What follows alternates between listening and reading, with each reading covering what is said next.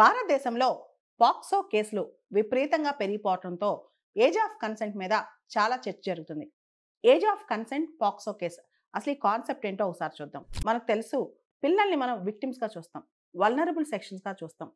మన పాక్సో చట్టం, protection of children from sexual offences act ప్రకారం 18 సంవత్సరాల వయసు కన్నా తక్కువ ఉన్న వాళ్ళని పిల్లలుగా భావిస్తాం. వాళ్ళని ఇన్నోసెంట్ విక్టిమ్స్ అనుకుంటాం అనమాట. ఎప్పుడైతే ఈ మధ్య మనం గమనిస్తే కనుక 15, 16, 17, 18 ఈ వయసులో ఉన్న పిల్లలు కాన్సెన్షువల్ సెక్షువల్ రిలేషన్షిప్స్లో లేదా రొమాంటిక్ రిలేషన్షిప్స్లో దిగుతారో, మనం పిల్లల్ని విక్టిమ్స్లా అనుకుని, వాళ్ళని బాధితులా అనుకుని, వాళ్ళతో రిలేషన్షిప్లో ఎవరైతే ఉన్నారో వాళ్ళకి 19 ఏళ్ళు కావచ్చు, 20 ఏళ్ళు కావచ్చు, 30 ఏళ్ళు కావచ్చు, వాళ్ళపైన కేసులు పెడతాం అనమాట. ముఖ్యంగా పేరెంట్స్ ఏం చేస్తారంటే, ఆడపిల్లలు 16, 17 సంవత్సరాల ఆడపిల్లలతో ఎవరన్నా బయట వాళ్ళ రిలేషన్షిప్లో ఉన్నప్పుడు, అది ఇష్టానుసారంగా ఉన్నా సరే బయట వాళ్ళ మీద కేసులు పెడుతున్నారనమాట. అయితే ఇక్కడ సెక్షువల్ అబ్యూస్ వేరు, కాన్సెన్షువల్ సెక్షువల్ రిలేషన్షిప్ వేరు. ఈ రోజుల్లో పిల్లలకి 14, 15 వయసు రాగానే 18 లోపు చాలా విషయాల్లో మెచ్యూరిటీ వచ్చేస్తుంది. ముఖ్యంగా లైంగికపరమైన అంశాల్లో పిల్లలకి చాలా తొందరగా మెచ్యూరిటీ వస్తుంది. ఈ డిజిటల్ ఎరాలో ప్రతిదీ మనకి ఫోన్లో కావచ్చు, యూట్యూబ్లో కావచ్చు, ఎక్కడైనా అవైలబుల్గా ఉంటుందన్నమాట. కాబట్టి పిల్లలకి ఈ మెచ్యూరిటీ అనేది చాలా ఫాస్ట్గా వస్తుంది. ఈ టైంలో ఏజ్ ఆఫ్ కన్సెంట్ అంటే కాన్సెన్షువల్ సెక్షువల్ రిలేషన్షిప్కి ఏజ్ ఆఫ్ కన్సెంట్ని ఏ విధంగా భావించాలి అనే దాని మీద supreme court Nipun Saxena versus union of India కేసులో ఇప్పుడు చర్చిస్తోంది. దానికి సంబంధించి కోర్టులో చాలా ఫేమస్ లాయర్ ఇందిరా జైసింగ్ ఒక పిటిషన్ ఫైల్ చేశారనమాట. ఆవిడ ప్రకారం అసలు అడాల్సెంట్స్ ఎవరైతే ఉన్నారో, అంటే పిల్లలు 16, 17, 18 సంవత్సరాల మధ్య ఉన్న పిల్లలు కాన్సెన్షువల్ రొమాంటిక్ రిలేషన్షిప్లో ఉన్నప్పుడు, అంటే ఇద్దరికి ఇష్టానుసారంగా రొమాంటిక్ రిలేషన్షిప్లో ఉన్నప్పుడు దాన్ని ఎలా క్రిమినలైజ్ చేస్తారు అనే దాని మీద ఆవిడ క్వశ్చన్ చేస్తారు. ముఖ్యంగా 16 నుంచి 18 సంవత్సరాల మధ్య ఉన్న ఎవరైతే పిల్లలు ఉంటారో వాళ్ళు కాన్సెన్షువల్ సెక్షువల్ రిలేషన్షిప్లోకి దిగినప్పుడు రేపు పాక్సో కేసు కింద వాళ్ళతో ఎవరైతే సెక్షువల్ పార్ట్నర్ ఉంటారో వాళ్ళ మీద ఎలా కేసు బుక్ చేస్తారని చెప్పి ఆవిడ అడుగుతున్నారనమాట. సో సుప్రీంకోర్టు దీన్ని కన్సిడర్ చేయాలి.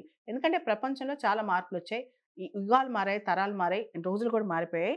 18 సంవత్సరాల్లో పిల్లలు కనుక ఇలాంటివి చేసినప్పుడు, ఎవరైతే కాన్సెన్షువల్ సెక్షువల్ రిలేషన్షిప్లోకి దిగారో అంటే వాళ్ళ పేరెంట్స్ వచ్చి బయట వాళ్ళ మీద కేసులు ఎలా పెడుతున్నారు, ముఖ్యంగా పాక్సో చట్టం కింద, భారతీయ న్యాయ సంహిత కింద, వీటన్నిటి కింద, అంతేకాదు ప్రొహిబిషన్ ఆఫ్ చైల్డ్ మ్యారేజ్ కింద కూడా పిల్లల మీద కేసులు పెడుతున్నారనమాట. అండ్ భారతదేశంలో కూడా 18 సంవత్సరాల కన్నా తక్కువ పిల్లలు వాళ్ళ సొంత కన్సెంట్ అయిన, అంటే వాళ్ళ ఇష్టానుసారంలో జరిగిన పెనిట్రేటివ్ సెక్షువల్ అసాల్ట్ జరిగినప్పుడు దాన్ని రేపుగానే భావిస్తున్నారనమాట. అంటే వాళ్ళ ఇష్టానుసారం జరిగిన రేప్ కేసులు పడుతున్నాయి. ఇతర దేశాల్లో మనం చూస్తే కనుక యూకేలో age of consent for sex 16 years, ఇటలీలో 14 ఇయర్స్, స్పెయిన్లో 16 ఇయర్స్, ఆస్ట్రేలియాలో 16 ఇయర్స్, ఫ్రాన్స్లో 15 ఇయర్స్, జర్మనీలో కొన్ని లిమిటేషన్స్తో 14 సంవత్సరాలు అనమాట. సో ఇవన్నీ చూసినప్పుడు ప్రస్తుతం ప్రశ్న ఏంటంటే, ఇండియాలో కూడా age of consent for consensual relationship are sexual relationship 18 నుంచి 16 తగ్గించాలా అనే దాని మీద చర్చ జరుగుతుందన్నమాట. ముఖ్యంగా సెక్షువల్ రిలేటెడ్ ఇష్యూస్లో పిల్లలు కూడా 14, 15 ఇయర్స్ తర్వాత, అంటే 16 సంవత్సరాలు వచ్చేసరికి they are capable of taking their own decisions and వాళ్ళ బాడీలీ చాయిసెస్ కానీ ఇవన్నీ కూడా వాళ్ళ రైట్ టు ప్రైవసీ కిందకు వస్తాయి. సో వాళ్ళని ఈ విధంగా పనిష్ చేయడం అనేది రాజ్యాంగ విరుద్ధమని కూడా చాలామంది వాదిస్తున్నారనమాట. అయితే దీనికి ప్రభుత్వ వాదన మరోలా ఉంది. భారతదేశంలో 18 సంవత్సరాల లోపు పిల్లల్ని వల్నరబుల్ సెక్షన్స్గా పరిగణించాలి.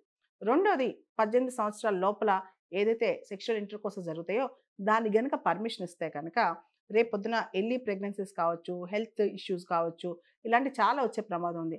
మూడోది, భారతదేశం యొక్క సంస్కృతి, మన కల్చర్ ప్రకారం కూడా పిల్లలు డెసిషన్ మేకింగ్ అనేది వాళ్ళ జీవితంలో స్టెబిలిటీ రావడానికి కానీ, నిర్ణయాధికారాలు తీసుకోవడం కానీ వీటన్నిటికి కాస్త టైం పడుతుంది. కాబట్టి 16, 17, 18 టైంలో వాళ్ళు సెక్షువల్గా అడ్వాన్స్మెంట్ స్టేజ్లో ఉన్న మెంటల్గా మెచ్యూరిటీ లేకపోవచ్చు అని కూడా అంటున్నారనమాట. ఓవరాల్గా ఇక్కడ ఏంటంటే ఏజ్ ఆఫ్ కన్సెంట్ అంటే ఏదైతే పాక్సో కేసులు ఉన్నాయో, అంటే ఒక అబ్బాయి ఒక అమ్మాయి ఉన్నారు, ఇద్దరి మధ్య రిలేషన్షిప్ ఉందనుకోండి, అబ్బాయికి 35, 40 సంవత్సరాలు ఉంది, అమ్మాయికి 16 సంవత్సరాలు ఉంది. సో అలా ఈ క్లోజ్ ఇన్ ఏజ్ గ్యాప్ లేనప్పుడు, ఒక టర్మ్ ఇక్కడ మద్రాస్ హైకోర్టు కూడా వాడిందనమాట, క్లోజ్ ఇన్ ఏజ్ గ్యాప్ అని. అంటే చాలా దగ్గరగా ఏజ్ గ్యాప్ లేనప్పుడు అలాంటి కేసెస్లో కోర్టులు సపరేట్గా డెసిషన్స్ తీసుకోవచ్చు. దాన్ని వల్నరబుల్ సెక్షన్గా అమ్మాయిని భావించి అబ్బాయిని పనిష్ చేయొచ్చు.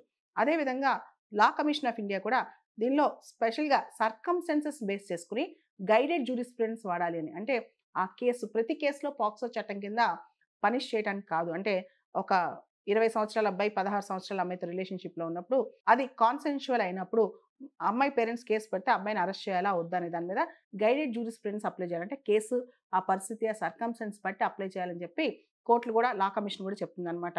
ఇప్పుడు తరాలు మారే పరిస్థితులు మారింది కాబట్టి ఇది సెక్షువల్ అబ్యూజా, కాన్సెన్షువల్ సెక్షువల్ రిలేషన్షిప్ అనే దాని మీద చాలా థిన్ లైన్ ఉంటుంది. ఒకసారి పేరెంట్స్ ఏం ఆలోచిస్తారంటే అమ్మ ఇష్టానుసారం చేసినా సరే వల్నరబుల్గా ఉంది కాబట్టి పాక్సో కేసు పెడుతున్నారు. అదే ఇంకొక పక్క అసలు ఇది కాన్సెన్షువలా, సెక్షువల్ అబ్యూజ్ అనేది కోర్టు ఒక్కొక్క కేసుని బట్టి పరిగణించాలని చెప్పి కూడా చాలా మంది అభిప్రాయపడుతున్నారు.